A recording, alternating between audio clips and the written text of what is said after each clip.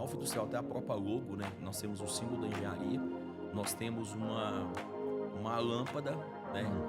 Que significa o insight, a ideia, e nós temos um quebra-cabeça, que é a criatividade do Leandro. Então isso eu falo que não é de 15 anos, isso é de nascença. Eu tenho realmente a alma de engenheiro.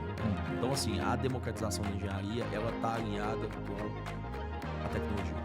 No momento que você desmonta o equipamento, que você corta, que você abre o equipamento, você tem um oceano azul ali enorme, porque nem o cara que projetou, às vezes ele teve aquela oportunidade de ver um equipamento depois de 10 anos danificado. Então, passa a ser um toque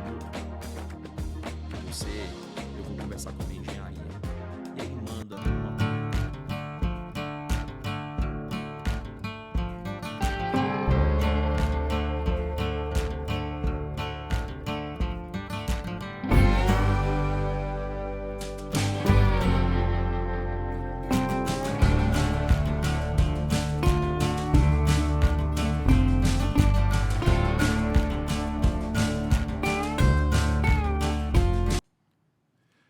Sejam muito bem-vindos ao Pod Prosa. Nós estamos aqui com o nosso episódio de número 45.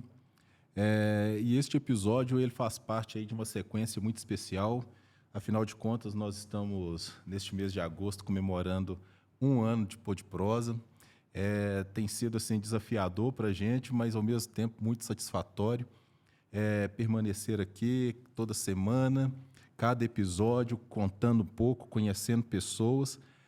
E, enfim, chegamos até aqui. E para este episódio, nós vamos receber aqui o Leandro Márcio, uma pessoa assim, excepcional. Eu tenho certeza que vocês vão gostar demais deste episódio. Eu já queria dar um pouco de spoiler aqui do que vai acontecer ainda durante este mês de agosto,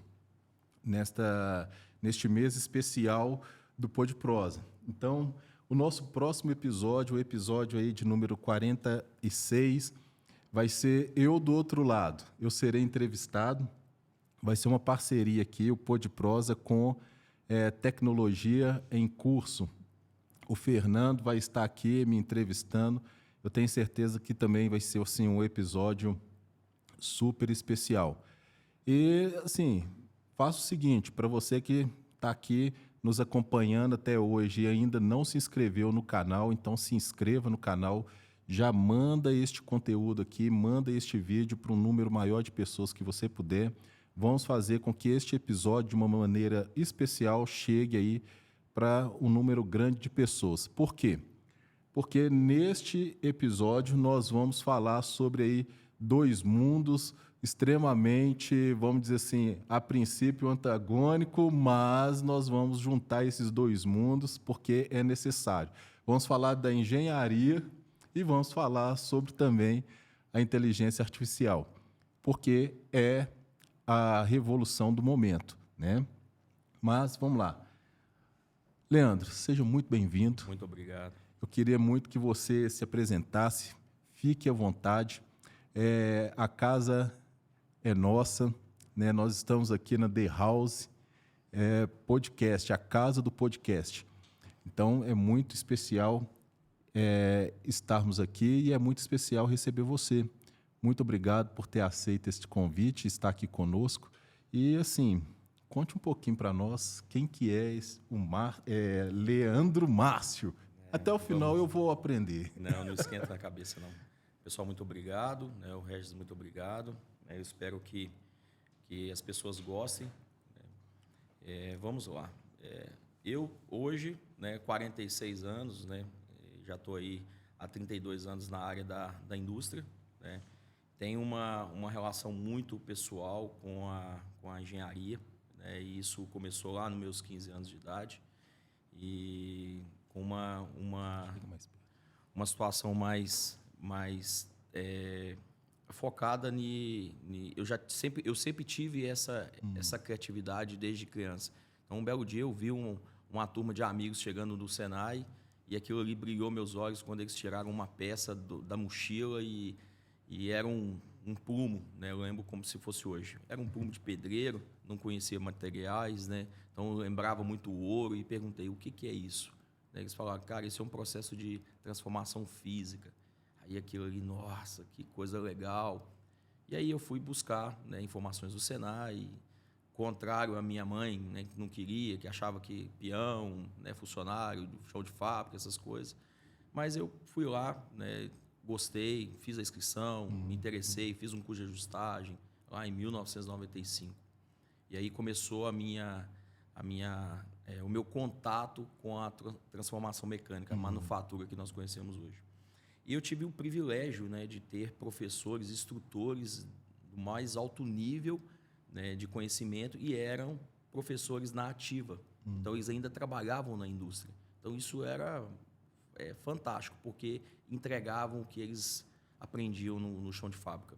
E eu me despontei, né, a gente tinha no curso de 2 anos, 36 tarefas, em 2 anos eu fiz em 1 ano.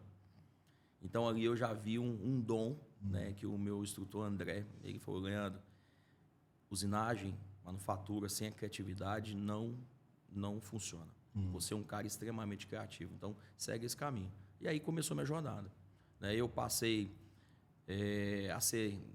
a ter um interesse muito grande na parte da manufatura, né, onde que o primeiro contato na transformação mecânica, né, a transformação física, onde tinha vários processos. E eu tive o privilégio de começar um estágio numa empresa chamada Forginha, em 96. A Forginha já tinha 50 anos, né? Então, assim, era impressionante. Eu conheci um ferreiro, né? Então, o Sopires já tinha 85 anos nessa empresa. E o contato com o Sopires me despertou um interesse muito grande, porque ele transformava a matéria-prima com uma marreta, uma bigorna e uma forja. Ali realmente brilhava meus olhos, porque ele me ensinava métodos e processos arcaicos, antigos, onde você fazia um tratamento de um material e ele explicava aquilo ali com um dom absurdo, né? E aí eu fui seguindo minha trajetória de ajustador mecânico, fui fazer ferramentaria, fui trabalhando em outras empresas e sempre me despontando, sempre a criatividade me dando as oportunidades de crescimento. E aí eu fui, né, na GK Industrial, passei para uma empresa no segmento ferroviário.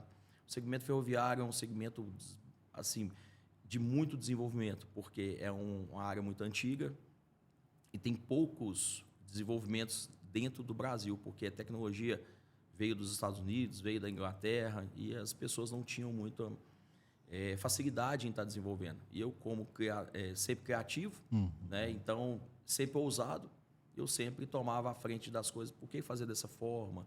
Por que a gente não muda? Isso foi despertando meu interesse em continuar aprendendo, né, e desenvolvendo cada vez mais o meu conhecimento. Só que sempre com a vontade de empreender. E aí, cara, aí foi o caminho que me levou, né, à gerência, né? Eu saí de um fresador ferramenteiro para um supervisor de usinagem. Aí depois fui virar um gerente de produção, onde eu tive contato com a área de desenvolvimento, a área técnica, onde começava a fazer visitas em alguns grandes players, né, a Vale, FCA, para tratar sobre problemas que estavam tendo dentro do setor. Problemas de desgaste de peça, falta de montagem, intercambiabilidade. E aí comecei a resolver pequenos problemas dentro da empresa. E aí, de gerente de produção, eu comecei a focar 100% na parte de projeto. Melhoria dos processos, melhoria dos equipamentos. E, né, aí, assim, chegou um certo ponto, não tinha como evoluir mais na empresa. E aí eu resolvi empreender, né? Comecei o meu primeiro negócio, né? O meu negócio foi uma loja de parafusos, né, voltado para a área da indústria, que eu já tinha bastante contato. E nesse contato, eu comecei a ter mais oportunidades na parte de desenvolvimento. Eu falei, cara, o parafuso não vai ser legal, vou desfazer, vou vender isso aqui e vou montar minha empresa na área de engenharia. Aí comecei com pequenos trabalhos na parte de desenvolvimento, né, uma salinha de 3 metros quadrados, e com o notebook eu rodava o país, né? Então eu abri uma empresa, que foi a Alfa Industrial, e o meu primeiro mercado foi o mercado da ferrovia. E aí, Divinópolis, até São Luís do Maranhão, eu cheguei a atuar, a atender o pessoal lá. Então, eu construí uma carreira muito boa na área de desenvolvimento dentro da ferrovia. E aí, da ferrovia, migrou para a mineração, e da mineração foi para a siderurgia. E aí começou meu trabalho, né? Meu interesse muito grande na engenharia, mas sempre voltado para a parte de desenvolvimento. Sempre como base da criatividade. Você chegou a formar em engenharia? Não. Não? A minha carreira, eu fui Senai, Cefet, fiz 2 faculdades, mas eu não concluí o curso, porque eu já sentia, naquele momento ali, uma falta de conhecimento até do próprio curso. Né? Então, eu estudei em 2 faculdades, e aí uma eu fiz 5 períodos, a outra eu fiz 4 períodos, e aí eu vi que a necessidade de desenvolvimento dentro da empresa estava acima daquele conhecimento que eles tinham para poder me entregar. E aí, cara, a coisa foi numa velocidade muito grande, né? Um belo dia, eu recebi um telefonema num domingo, e um cliente muito grande, e um conhecido de outras empresas, falou: Leandro, estou com um problema aqui, eu preciso que você resolva. E eu não conheço outro cara que vai conseguir resolver. Era um domingo, 10 horas da manhã. Só que eu preciso que essa peça esteja aqui na segunda-feira, porque parou a nossa linha de produção. Era uma grande multinacional, né? E assim, o processo não podia parar. E ele sabia, eu não tinha nem cadastro. Ele me chamou, me deu a oportunidade, falei: cara, hoje eu não vou, que é domingo, estou com a família, mas 7 horas da manhã eu tô aí. Acordei 4 horas da manhã, cheguei lá, entregou a peça, me cadastrou, porque eu não conseguia nem sair com a peça que eu não tinha cadastro. Eu voltei, fiz a peça, 3 horas da manhã eu estava devolvendo. É uma peça que eu cobrei na época R$ 1.700. E aí eu cheguei a faturar mais de 3 milhões com esse mesmo cliente. E o princípio foi o quê? Pegar uma dificuldade que ele teve em um momento, uma empresa grande que poderia contratar qualquer empresa, mas contratou um cara que tem criatividade, que sabe o que faz, né? Tem a engenharia como base, né? Apesar da não formação, né? Do não diploma, né? Porque a formação, eu acho que é o conhecimento. A formação foi de campo. Exatamente. E é uma engenharia que falta hoje. Né? Hoje falta essa engenharia de campo, falta o conhecimento. As pessoas formam hoje, mas sem conhecimento de campo. E aí eu resolvi. E quando eu entreguei a peça para um gerente, o cara falou comigo assim: eu preciso de mais fornecedores dessa forma. Aí começou o legado da Alfa Industrial, entendeu? E foi uma coisa muito, muito impactante. Foi 5 anos desenvolvendo produtos, resolvendo problemas, assim, com grandes soluções que geravam resultados absurdos para essas empresas, entendeu? Leandro, antes de a gente prosseguir, eu preciso te dar um presente, rapaz. Ah, bacana. O pessoal da Água Mineral Igarapé mandou aí para nós, Obrigado. para você. Dá uma olhadinha aí nos brindezinhos.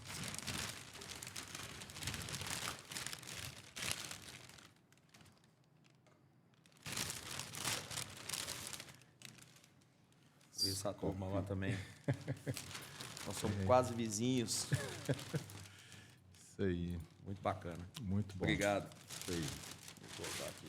Muito obrigado aí à turma da Água Mineral Igarapé, sempre presente conosco aí, prestigiando este trabalho, e também os nossos convidados, né? Ô, Leandro, mas aí você falando sobre a Alfa Industrial, né? Hoje a Alfa Industrial ela é focada na prestação de quais serviços, assim exatamente? Hoje ela está no segmento, né, um segmento de mercado que a gente conhece como manufatura, né, sob demanda. Então, empresas que recebem demandas de projeto, né, de clientes, de grandes clientes, e prestam serviço com máquinas e mão de obra específicas. A Alfa Industrial, até a própria logo, né, nós temos o símbolo da engenharia, nós temos uma lâmpada, né, que significa o insight, a ideia, e nós temos um quebra-cabeça, que é a criatividade do Leandro. Então, isso eu falo que não é de 15 anos, isso é de nascença. Eu tenho realmente a alma de engenheiro, né, e eu gosto muito desse desafio. Então, eu já comecei pela logo. Qualquer pessoa que vê a logo da Alfa Industrial sabe que é uma empresa de engenharia com a criatividade e com soluções, entendeu? Então, essa foi sempre a minha marca, né? Todo serviço que eu pegava, eu sempre mostrava para o meu cliente algo a mais daquilo que ele estava me pedindo. É o quê? Um desenvolvimento, uma melhoria, uma alteração de material, né? Às vezes, eu gosto muito de falar que o melhor local para se fazer uma visita no cliente é o céu aberto, é onde fica as sucatas. Eu sempre gostei. Você pode me levar onde fica o seu material danificado, o material que está com desgaste, o material que você joga fora, né? Você pode me mostrar. E aí, né, para cada momento que eu conseguia ver um equipamento e perguntava, pedia as informações, por que né, você descarta? Ah, Leandro, o material dura e assim, acontece isso, quebra e tal. Você poderia me dar uma oportunidade? Então, com a caminhonete, sempre ia com a caminhonete, pegava uma peça, uma amostra e falava, posso fazer um trabalho? Eu posso, né, te apresentar um projeto? E aí eu fazia o estudo, né, que a gente chama de reengenharia. Então, a base da Alfa, não só fabricar com máquinas, equipamentos, né, com pessoas na área de caldeiraria, montagem, solda, mas é com o olhar de entender o porquê que o projeto foi feito daquela forma. Mesmo que seja um projeto novo, tem melhorias ali. Sim. Então, hoje, no mercado, são poucas empresas que têm esse olhar de engenheiro. Né? São poucas empresas, usinagem, caldeiraria, né? O pessoal sempre fala, empresa de usinagem. Não. Usinagem é uma ferramenta utilizada com o propósito de você retirar material e fazer uma transformação física numa peça, virar um componente que você vai montar num equipamento para um fim, né, previamente definido, uma aplicação. É uma caldeiraria, a gente faz a mesma coisa, a junção disso aí que você gera um projeto, um equipamento. Mas a base de tudo é a engenharia. Exatamente. Então, assim, a engenharia é base para uma... Né, o próprio... Quando você abre uma empresa de usinagem, caldeiraria, uma mecânica, né, você tem que ter um CREA. O CREA exige que, se você está num ambiente da indústria, você tem que ter um CREA.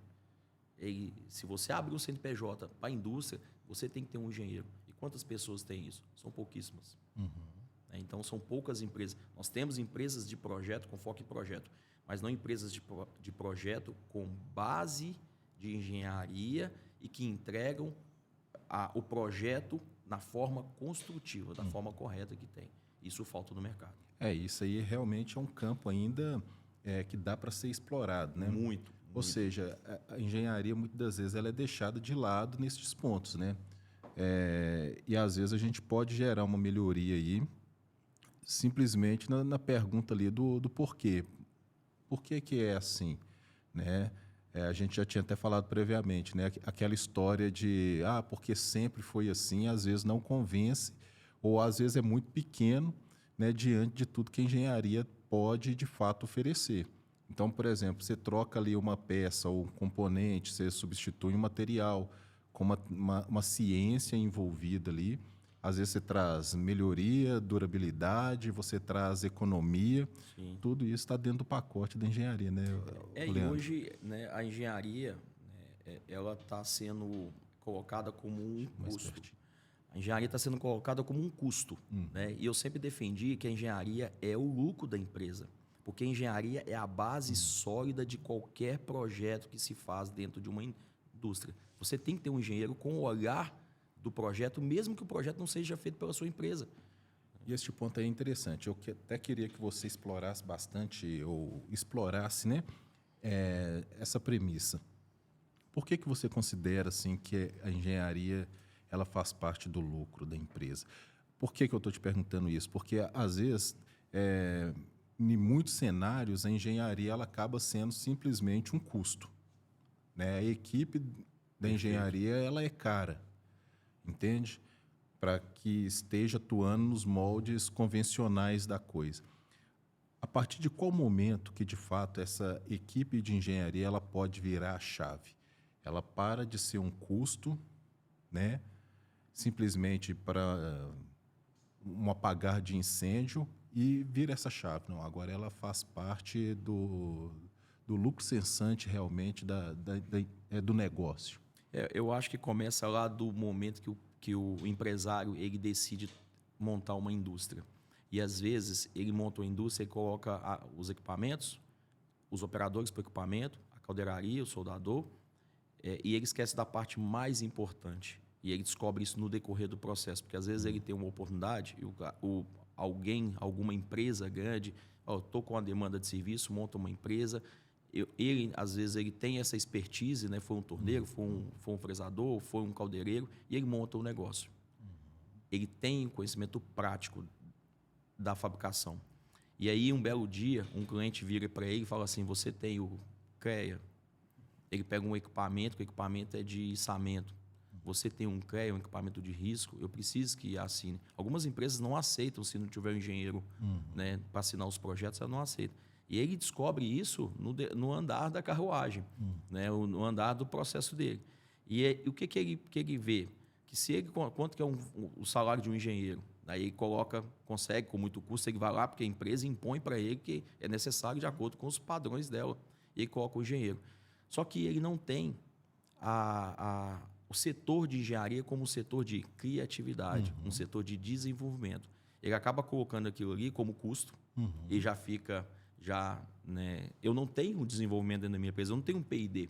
Eu não tenho um setor de desenvolvimento. Por que eu vou contratar um engenheiro? Aí contrata um engenheiro, o engenheiro pega desenhos e faz detalhamento de desenho, começa a fazer lista de material, não sei o quê. Isso não é a engenharia. Isso é só uma parte que compõe a engenharia. A engenharia é o engenheiro ele entender de matéria-prima, ele entender que aquele desenho exige aquele material e tem que ser aquele material porque aquele material tem uma norma aplicada para aquela segurança, porque você vai unir um material com o outro e você precisa daquele consumível. Aquele consumível ele vem de uma norma, né? Aquela aplicação de solda tem uma norma que garante a segurança daquele equipamento. E às vezes ele está ali para poder montar, soldar, pintar e entregar. Ou pegar uma peça e usinar. Aí o desenho está pedindo 1045, né? O cara, eu vou colocar um 4140, né? Normalmente é o contrário, né? O desenho vem um 4140, não, eu posso colocar um 1045. Onde que aquela peça vai ser aplicada? Qual o esforço mecânico que ela tem? Qual o ponto de tensão? Onde pode ter ponto de tensão? Ela tem tratamento ou não? Qual que é o limite de escoamento do material? Qual que é a resistência à temperatura? É um ambiente agressivo? É um ambiente de temperatura alta ou não? Então, isso se perdeu. Né? A minha experiência sempre foi buscar oportunidades onde as pessoas não enxergavam que existia essa oportunidade, que é a melhoria. A melhoria contínua. Independente de quem fez o projeto, aquele projeto tem falhas, aquele projeto permite melhorias, principalmente depois do uso, porque é o melhor teste. Sim. Né? Então, assim, quando você tem um equipamento com desgaste, que é um dos focos da Alfa, né?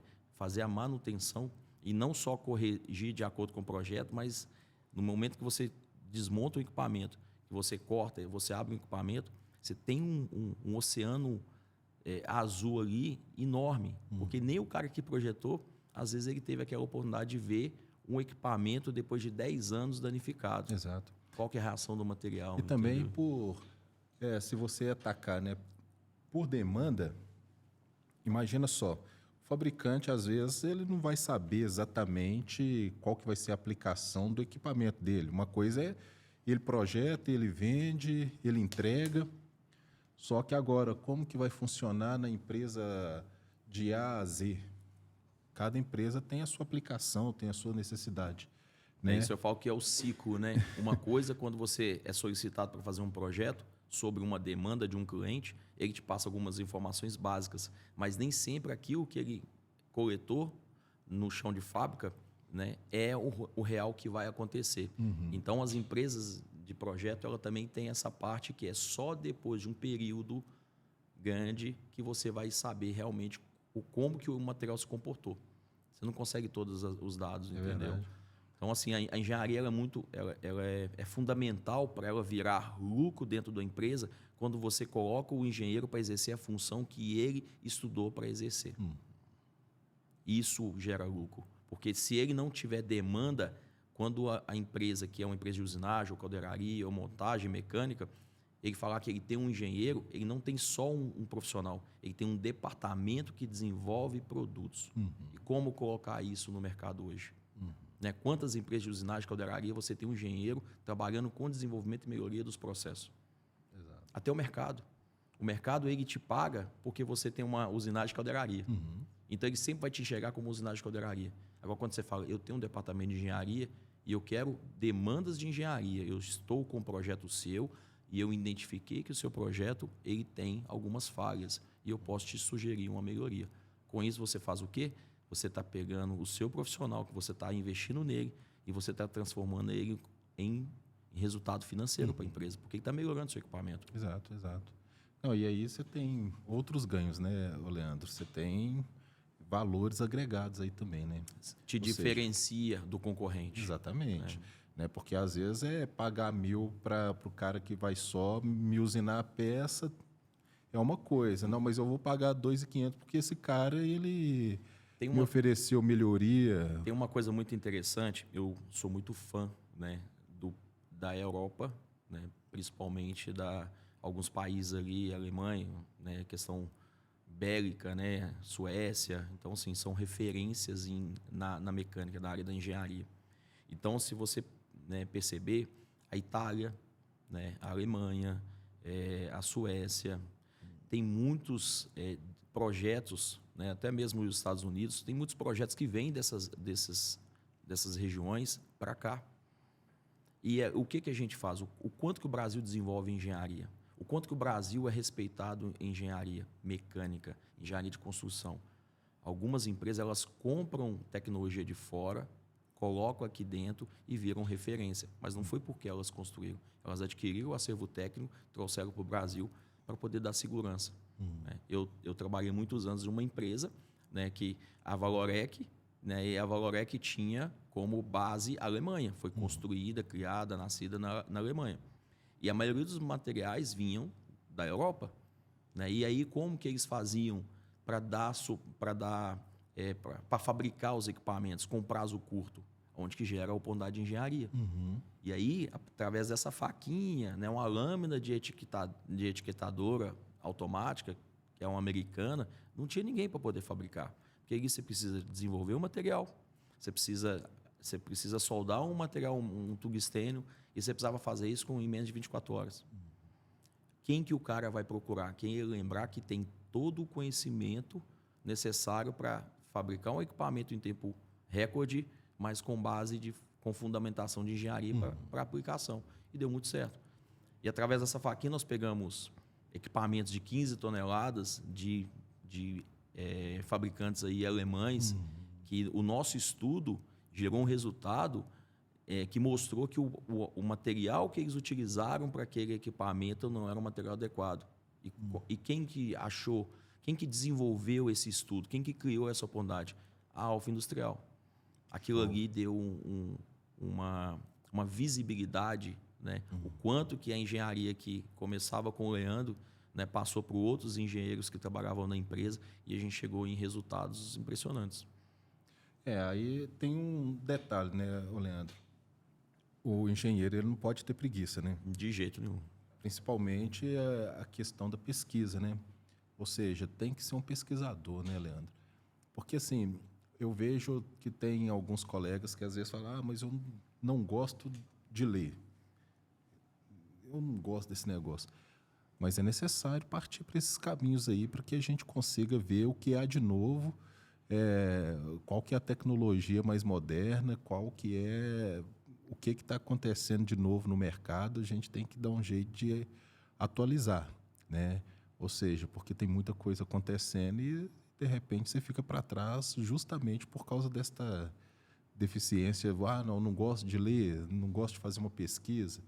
E a engenharia, a pesquisa caminha, vamos dizer assim, é um casamento que tem que andar juntos, né? Sempre juntos. Eu costumo falar que sempre junto. E você nunca aceitar que é só aquela opção que existe no mercado. E às vezes você com uma pesquisa, principalmente na área de materiais, um pequeno custo a mais, você tem ganho de milhões para uma grande empresa. Né? Vou te dar um exemplo aqui dessa empresa que nós tivemos muitos trabalhos, nós tivemos contratos gigantes, né, em termos de equipamentos e melhoria. Então, na parte de troca térmica, né, são tubos curvados, montados e soldados, que são painéis refrigerados que vão dentro dos fornos, né, elétricos, tinha falhas de material. E eles contratavam uma empresa para fazer essa medição de espessura. E eles sempre traziam esse relatório e mandavam essa peça fazer o reparo. E lá a gente tinha que fazer a desmontagem, porque já havia um relatório deles. Um belo dia, eu pedi ao pessoal, falei, cara, isso está muito estranho. Vamos estudar esse material. vamos envolver mais no material e vamos mandar para o laboratório. Existiam falhas de laminação do material na construção dele, que no momento do ultrassom, da medição de espessura, estava acusando uma trinca, estava acusando uma falha e estava colocando esse equipamento para reparo em pontos que não precisavam ser reparados, porque era uma falha de laminação e não uma trinca. E aí o profissional, ele simplesmente media, o ultrassom voltava, identificava que estava com problema e mandava recuperar. Então a gente envolver além daquilo que o cliente está pedindo. Isso se você se destaca, né? E o cliente vai começar a te enxergar não como uma empresa de caldeiraria e usinagem, mas uma empresa de engenharia, de base, que ela envolve tanto no equipamento que está sendo solicitado para fabricar, que ela consegue gerar soluções. Verdade. Leandro, você falando tudo isso aí, me veio algo. E assim, você por estar há anos no mercado, tem aquela questão, né? Às vezes a empresa que está prestando serviço, ela tem um hábito, ou talvez a gente possa falar um mau hábito, né? Às vezes, não, eu peguei um grande contrato e acabo que fica fechado com aquele único cliente. Isso aí é uma prática complicada de mercado, não é? O que você acha? O cliente concentrar todo o trabalho dele. É como se fosse assim, colocar todos os ovos ovos na mesma cesta. Né? Eu cometi um erro gravíssimo. Eu acho que dentro da minha história profissional, o maior erro foi esse. Estava muito bom para o cliente, estava muito bom para mim também. E aí a gente construiu todo um cenário, né, porque a gente empolga. Então, o engenheiro, né, a área de engenharia, você não vê só os números. Você quer ver o equipamento funcionando, o equipamento aumentando a vida útil, o cliente satisfeito. E a gente criou uma sinergia muito grande e colocou o contrato. E o contrato foi tão grande que eu não conseguia espaço mais para poder trabalhar para outras empresas. E aí, um belo dia, a estrutura, né, porque é uma estrutura mundial, o cliente tem uma mudança de governança, o presidente trocou, os contratos vão ser cancelados. Isso é um erro fatal. Então, a gente perde tração, né, você perde, não mercado, né, mas você tem que conquistar tudo de novo, porque o melhor momento de você se expor para o mercado é o momento que você está crescendo e com resultados tangíveis em outros clientes. Legal. Que isso vira um cartão de visita. Então, por mais que o cliente te entregue oportunidades, você tem que saber o momento de falar não. Isso é muito importante. Até porque nós temos um cenário eu falo muito que nos próximos 10 anos não teremos profissionais da indústria mais. Então, como que você vai resolver essa questão de você crescer, e aí você não consegue atender toda a demanda? Se o seu cliente tiver qualquer dor de barriga, vamos dizer assim, qualquer mudança de governança ou de ação, você está totalmente dependente dele. Né? Agora, até você assim, começar de novo é complicado. Como que... Tá, beleza, mas imagina só, né? É uma dúvida que às vezes eu tenho e que eu acho que você, por já ter vivido, você pode falar com mais propriedade. Beleza, você chega em um momento desse, igual, por exemplo, a gente tem uma grande montadora próximo de nós. Sim. E nós temos várias outras empresas que fazem parte deste ecossistema, que está ali envolto, fornecendo, às vezes, peças também para essa grande montadora. Tá, só que aí veio a crise e essas pequenas empresas que estão compondo este ecossistema sempre trabalhando exclusivamente para essa montadora. Tá, mas qual que é o caminho, né, para essas pequenas empresas sobreviver? Porque às vezes eles não conseguem... Opa, espera aí, como que fala não? Entende? Se eu falo não, eu saio do mercado. Mas eu estou fornecendo, eu tenho que fornecer. E eu não consigo fornecer outras coisas. Como que você vê assim? Você tem que dividir a carteira. Né? Você pode até começar com uma empresa grande, porque normalmente sempre começa com uma empresa, com uma oportunidade. Né? Eu tenho uma oportunidade para desenvolver esse chaveiro aqui. Então, você tem um cliente que vai te entregar esse chaveiro aqui e vai falar assim, cara, se você montar uma estrutura para mim, eu te entrego um contrato de tantos chaveiros. Então, aquele momento ali é de você captar recurso e você entender, aproveitar aquele processo, por isso que envolve a área técnica. Né? Se você desenvolver o chaveiro, você pode desenvolver qualquer produto. E nunca ficar só num segmento. Entendi. Não, se você está no segmento automobilístico, em algum momento tem crise. é mundial, isso não tem jeito. Então, assim, o mesmo produto que funciona para automobilística, você vai para civil, você vai para a área de moveleira, porque você já tem a matéria-prima, você já tem os equipamentos, você vai mudar o molde, vai mudar o produto. Como que você muda o produto? Se você não tem um engenheiro, uma engenharia, a criatividade. E não vai. Por isso que a base de toda empresa tem que ser a engenharia. Agora, Te ajuda. vamos lá. O que você acha que impede as pessoas de tomar essa decisão? De não... Opa, espera aí. Será que é falta de conhecimento? É falta de vontade de ousar? Será que é medo? Fala, poxa, eu já cresci bastante, estou faturando, eu tenho um contrato bacana, Estou confortável. estou confortável. Será que nesse momento gera medo de... Opa, porque, querendo ou não, se eu tenho uma estrutura que entrega este chaveiro, eu vou ter que, sei lá, abrir mais uma frente de trabalho, eu vou ter que vou contratar mais pessoas. Você acha que rola muito esse sentimento, medo, insegurança? Eu acho que é assim, é uma mudança de mentalidade para uma zona de conforto. Então, assim, toda vez que você vai sair da zona de conforto, te gera medos, né? E hoje é muito a questão do tipo de pessoa, a forma que essas pessoas montam o seu negócio. Então, se ele monta um negócio, você está confortável, que está dando recurso, ele tem uma resistência em mudar. Só que você tem que pensar seu negócio para o futuro. E aí, quando você começa a colocar todo um futuro em cima disso aí, gera o risco, né? E às vezes a gente não faz isso. Porque eu sou exemplo, né, que a minha mentalidade, para você ter uma ideia, né, tem um grande consultor, né, um mentor no mercado, e eu paguei a consultoria para ele. Eu paguei. No melhor momento, que foi 2021, 2022, eu paguei. Ele me trouxe um profissional da área de produção, da área técnica, uma mulher muito competente, por sinal.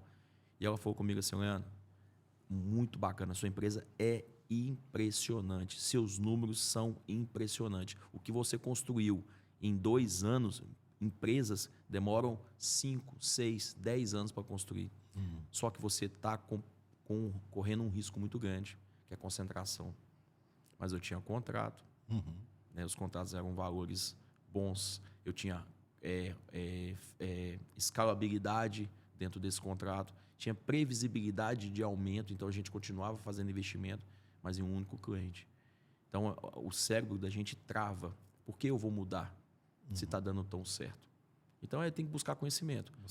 Gestão, né, os riscos financeiros, administração e às vezes a formação que a gente tem, né, a forma que vem a oportunidade para a gente, ela acaba ofuscando esse buscar novos conhecimentos. Então, por isso que a gente tem que mudar a mentalidade. E eu estou fazendo isso com 46 anos.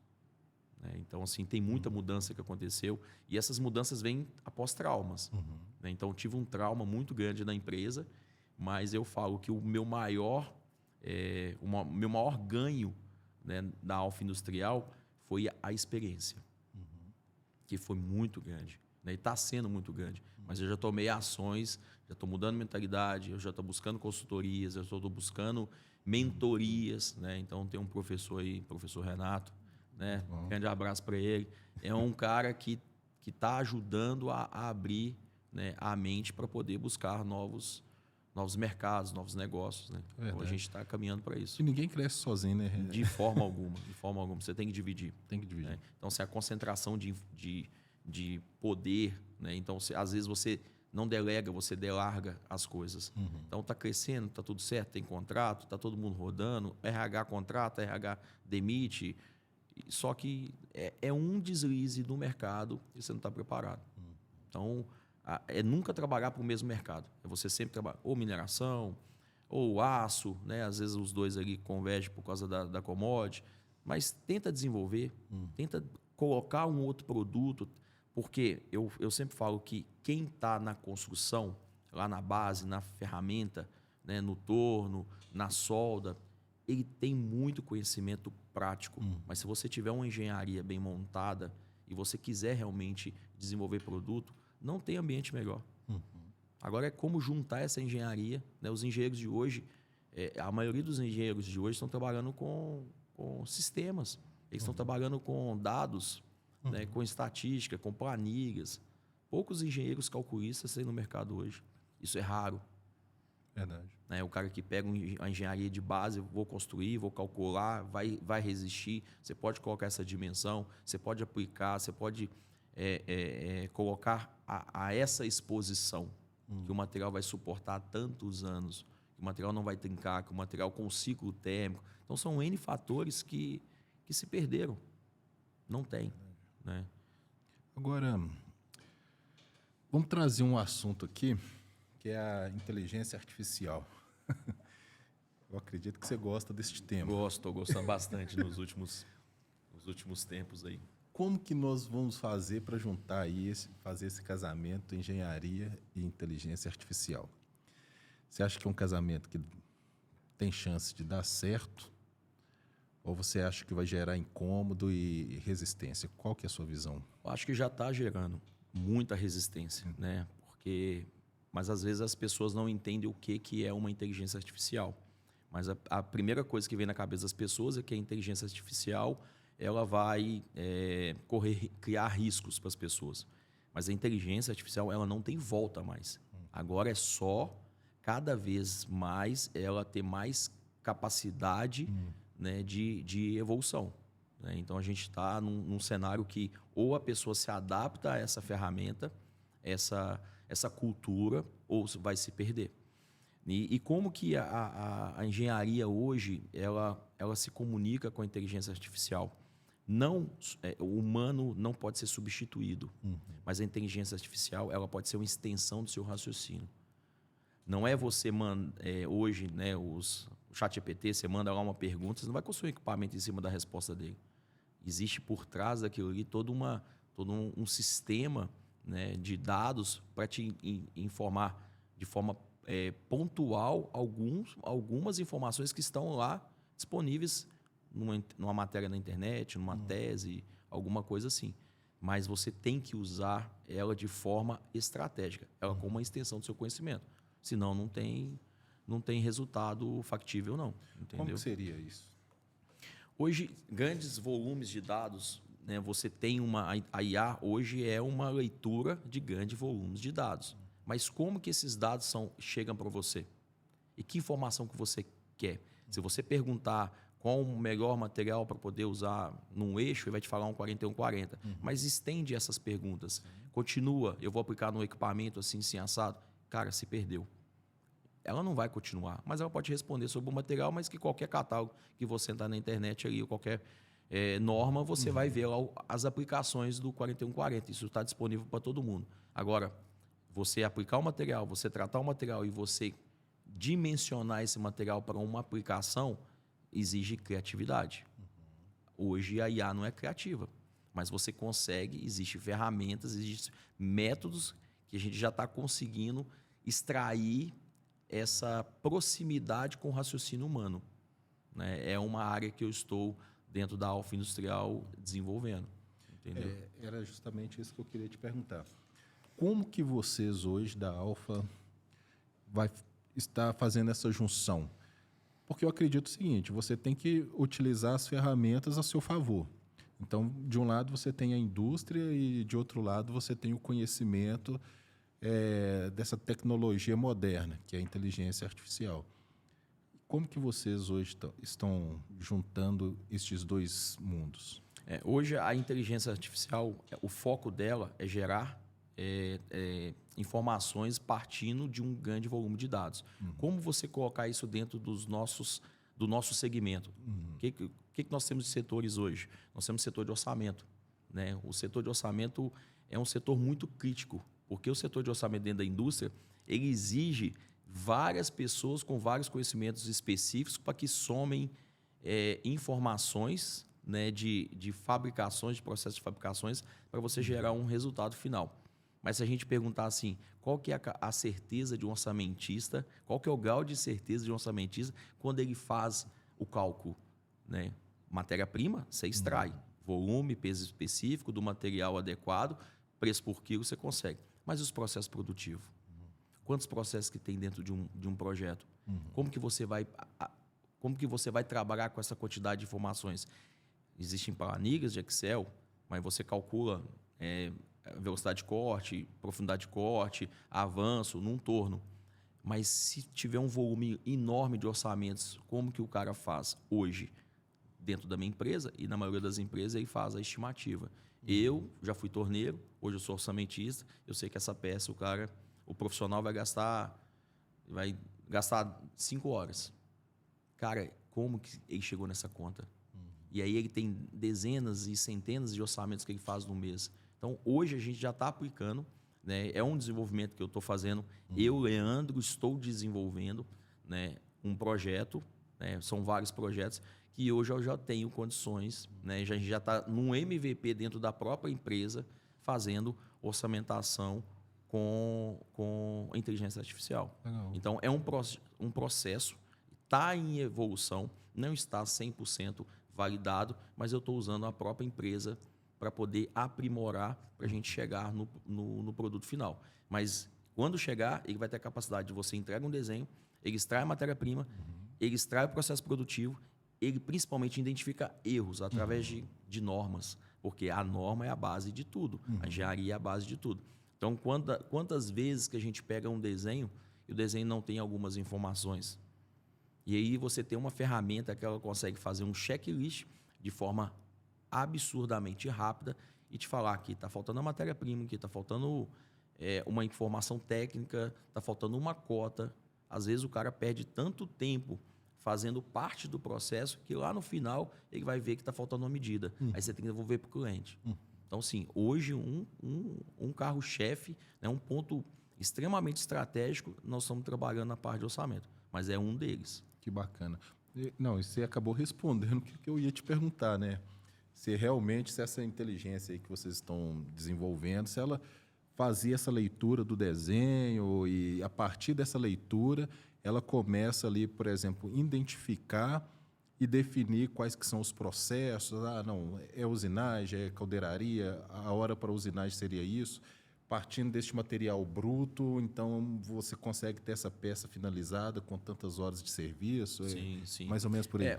Hoje nós temos um sistema, né, no mercado, e já tem empresas, né, com patentes de processo que usa o CAM. Então, assim, eu acho que a grande sacada é que quando você tem um processo CAD-CAM, quando você simula no CAM, ele está pegando a geometria 3D e está fazendo a retirada de volume de material. Então, é fácil você calcular. Agora, quando você tem um equipamento montado, caldeirado, você tem um oxicorte, você tem um corte no maçarico na mão, você tem a montagem do caldeireiro, você tem os travamentos da peça, você tem o processo de soldagem, você tem o processo de tratamento térmico, você tem o processo de acabamento, como colocar todas essas informações para uma inteligência artificial. Então, o que eu estou falando aqui não é gente que tem uma IA hoje que faz orçamento sozinho e isso a Alfa está fazendo, não. Porque senão os meus clientes vão ficar complicados, né? Vão ficar com medo. Né? Mas não, nós estamos trabalhando em um desenvolvimento interno para a gente chegar nessa ferramenta.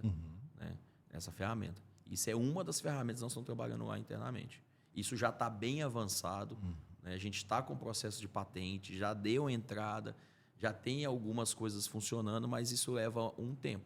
Mas é um caso, né, real que a gente já está aplicando e logo a gente vai estar lançando isso no mercado.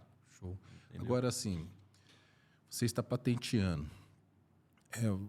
Como que você considera hoje, assim, na sua visão? E como que eu posso dizer? Qual patamar o Brasil, de um contexto geral, em que posição que nós estamos em relação ao mundo nessa tecnologia? Você conhece outras tecnologias que está sendo desenvolvida no Brasil e como que está? A maioria das tecnologias, né? Recentemente eu fui para o Hacktal, né? E o Hacktal é um evento muito grande na área de tecnologia. A gente ainda tem muito chão pela frente. Né? A questão da tecnologia americana, né, chinesa, ela está muito avançada. Nós não temos estruturas, né, para uma IA generativa igual o ChatGPT. Então, assim, a gente está alguns anos longe disso. Né? Mas a metodologia inteligência artificial ela pode ser aplicada muito bem na indústria. Em alguns casos, né, na indústria e outros segmentos. Então, é você entender como que funciona e você adequar esses processos. Porque hoje está todo mundo utilizando, falando que as pessoas estão perdendo o emprego, são processos de cara crachá, né? Que você pega ali e processo que você tinha que fazer uma leitura e você dá um parecer. Hoje não, você pega, joga dentro da inteligência artificial e ela vai lá e te devolve um resumo, um resultado e por aí vai. Mas são textos, né? O que a gente o que a gente precisa desenvolver é uma capacidade de leitura e extração de informações para que você utilize dentro da engenharia. Então, assim, você não vai substituir isso da noite para o dia. Teve até hoje no podcast que eu estava escutando, eles tocou neste assunto, né? Eles mencionou um filme que na NASA, né, neste filme narra a história que na NASA eles estavam ali com os funcionários e todo mundo trabalhando de uma forma bem, vamos dizer assim, manual, né? E os profissionais eram mulheres. E aí, de repente, chegou a IBM colocando a tecnologia e fazendo tudo através de linguagem de programação, programando tudo. Aí uma das mulheres falou, poxa, acabou, perdemos o emprego. Acabou, não vai ter como, vai mandar todo mundo embora. Aí a outra falou, não, espera aí. Opa, eles estão falando de programação. Se a gente aprender a programar, não tem ninguém que está programando, não, hein? Então, a gente pode aprender a programar e nós vamos programar. Porque por detrás de toda tecnologia vai ter sempre a mão humana. Sim, né? Sim. Então, ou seja, eu acho que é uma linha de raciocínio que a gente pode também desenvolver. Né? Ou seja, tá, tudo bem, nós temos a tecnologia. Essa semana eu até conversei com um colega falando sobre inteligência artificial. E ele foi um que falou, não, infelizmente, esse negócio de inteligência artificial, daí a pouco você está vendo, só está engolindo todo mundo. Eu falei, pois é, então a gente tem que aprender sobre isso antes que ela nos engula. Ou seja, nós temos que ir à frente, pelo menos tentar, não sei se o ideal seria estar um passo à frente, né? Mas é complexo quando nós falamos da tecnologia, porque todos os dias tem uma novidade. Mas, pelo menos, tentar correr um pouco mais próximo dela, né, Marcos? Sim, eu acho que a gente não pode abandonar isso, não, e não desistir. Né? Eu tive um episódio, né, de usar o próprio ChatGPT. Em algum momento, fazendo uma pesquisa, sempre fui de pesquisar, eu tenho assim, muitos anos de informações guardadas em HDs, né? Própria internet mesmo, você vai salvando, porque eu gosto de novidade. Eu sou o cara da criação, eu sou o cara criativo. E assim, criatividade, delírio, elas andam muito próximas, né? Então, às vezes, só o ser humano tem essa capacidade de olhar uma folha caindo e enxergar uma asa, né? E colocar aquilo no avião. Uma inteligência artificial, que nada mais é do que um volume grande de dados para fazer uma leitura muito rápida, ela não vai ter essa capacidade. Ela não tem isso. Mas você pode parametrizar, você pode colocar sistemáticas, você pode vetorizar algumas informações que são constantes. Tudo que é constante gera dados e informações que têm padrão, matemática exata. E se você colocar aquilo ali para poder reduzir algum tempo dentro do seu processo, você está fazendo uma evolução. Então, assim, a inteligência artificial ela vai ser uma extensão do nosso raciocínio. Mas como eu sou um cara criativo e às vezes eu deliro, hoje eu já posso falar que eu tenho uma ferramenta que ela conversa comigo e ela responde informações de engenharia para mim. Porque eu mesmo criei meu banco de dados. Então, isso já é inovador. Né? Então, assim, eu tenho um imóvel que trabalha para um segmento de mineração, todos os resultados, porque todo dia você tem um problema. Por que o rolamento está quebrando antes do tempo? Quantos engenheiros que tem ali para poder resolver aquilo ali, com base, com informações? E aí você vai coletar todas aquelas informações, o cara tem tempo para poder estudar aquilo ali? Não, cara, você coletou as informações, passou um áudio, você lançou dentro da ferramenta, ela está te entregando as possibilidades, você vai eliminando aquilo ali de forma muito rápida, você entrega um diagnóstico para o cliente. E se você resolve esse problema do cliente, quanto que esse cliente vai ficar grato? E qual que é o custo disso? Você não tem carteira assinada. Exato. Você emite uma nota fiscal, faz um pagamento no cartão de crédito. Então, assim, realmente a inteligência artificial, se ela for bem utilizada, a gente tem um ganho enorme, uma velocidade enorme. Um outro detalhe, eu estou aqui em Minas Gerais, eu posso atender um cara em São Luís do Maranhão com um problema e eu mandar um diagnóstico para ele rápido. Ele manda uma mensagem no meu celular, manda uma mensagem para a empresa, um e-mail com as informações, 5, 10, 15, 20 minutos. Tá devolvendo para ele. O diagnóstico rápido, com embasamento técnico, com engenharia, ele pode te dar um resultado de contratos futuros, né, projetos futuros enorme. Exatamente. E com custo baixo. E tudo depende do grau de informação que a pessoa te manda. Então, quanto mais inteligente for a pergunta, mais inteligente vai ser a resposta, mais inteligente vai ser o resultado. Então, assim, uma dificuldade que eu tive de entender que o ChatGPT, que hoje, né, bateu 500 bilhões, né, na reportagem que eu vi hoje, ele não me entrega. Então, eu não consigo usar ele para praticamente nada, porque ele não me entrega. Mas, através da dificuldade dele, eu enxerguei uma oportunidade imensa. Show. Muito grande. Leandro, poxa vida. Muito rápido, né? Cenas para os próximos capítulos, né? Vamos ter mais. Tem que deixar sempre aquele suspense. Mas é muito legal. Muito bom. Olha só, para este episódio nós tivemos aqui, né, patrocinando todo este episódio, né, a 3D Projetos e Consultoria, que está sempre conosco, a 2V Engenharia e Consultoria, a EUMAX Consultoria Industrial e a Alfa Industrial, sempre conosco aqui. Nós vamos deixar aí principalmente o contato da Alfa Industrial aqui na descrição deste vídeo. Então entre em contato, vocês vão falar aí, né, com a equipe do Leandro, e eu tenho certeza que assim, vocês serão muito bem atendidos e tem muita novidade aí. É um assunto muito novo, então se o pessoal tiver dúvida, não é para assustar ninguém, a gente não vai tirar, né, não vai existir essa coisa de perder empregos. Pelo contrário, existe uma adaptação necessária muito grande para acompanhar a tecnologia. Exatamente. Isso é o mais importante a gente deixar claro para as pessoas.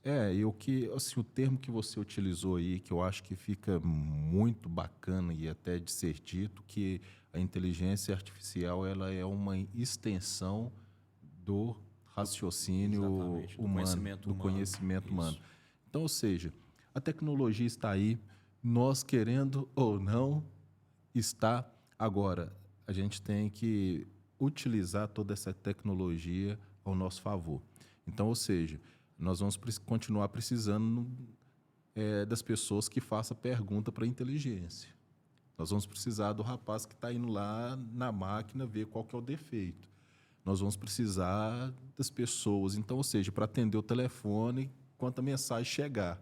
Então, ou seja, nós temos só que simplesmente aprender a utilizar essa tecnologia que está aí. Realmente não é para assustar, né? Mas é para ser usada e tornar os processos mais rápidos, né, Leandro? E detalhe, né, só para complementar, Regis, a tecnologia ela é necessária para algumas áreas, principalmente a área da indústria, porque cada dia que passa, menos profissionais têm interesse em iniciar sua carreira na indústria. São dados, né, menos engenheiros no mercado, né, e alguns cursos, né, nós temos engenharia EAD, né, é um negócio que chama muita atenção, como que você vai construir todo esse conhecimento de base que você tem que ter à distância, sem ter um laboratório, sem ter a pesquisa, né, ver o material em transformação. Então, a inteligência artificial ela também vem para suprir falta de mão de obra, né? Hoje, um setor de orçamento, ele depende de vários profissionais para que você tenha um orçamento coeso, coerente, correto. Com todas, você precisa de um caldeireiro, um cara que tem conhecimento de caldeiraria, um cara que às vezes o cara tem conhecimento de caldeiraria e não tem conhecimento de solda. Às vezes o orçamentista ele tem uma vivência no chão de fábrica e ele estima aquele orçamento, mas aí você precisa do cara do chão de fábrica de usinagem, que é um conhecimento específico, e você precisa do gestor do orçamento, é o cara que entende de custo. Daí você tem que somar todas essas áreas. Se a gente já tem uma defasagem, né, de profissionais na área da indústria, como que nós vamos ter orçamentistas no futuro? Então, a gente precisa de coletar todos esses dados, esses conhecimentos. E, assim, tem ferramentas novas aí também vindo e a gente deixa para apresentar nos próximos episódios É aí. isso aí. Então, olha só, se ficou alguma dúvida a respeito de tudo que foi dito neste episódio, deixa nos comentários, né? Eu vou fazer questão de enviar tudo aí para o Leandro e nós vamos fazer questão de responder cada comentário. Por quê? Porque são assuntos novos. São assuntos polêmicos, e polêmicos, Quanto mais exato. engenheiros, né, o pessoal da área de engenharia vocês tiverem questionamentos, né, ou dúvidas, vamos abrir mais discussões sobre isso, né? Às vezes a gente consegue chegar numa explicação e tirar esse receio, né, e taxar que a IA é só para ler texto. Não. Exatamente. A tecnologia ela é muito além disso, né? O grande volume de dados para tomar decisões sistemáticas, vetorização. Gente, regras. Regras definem normas.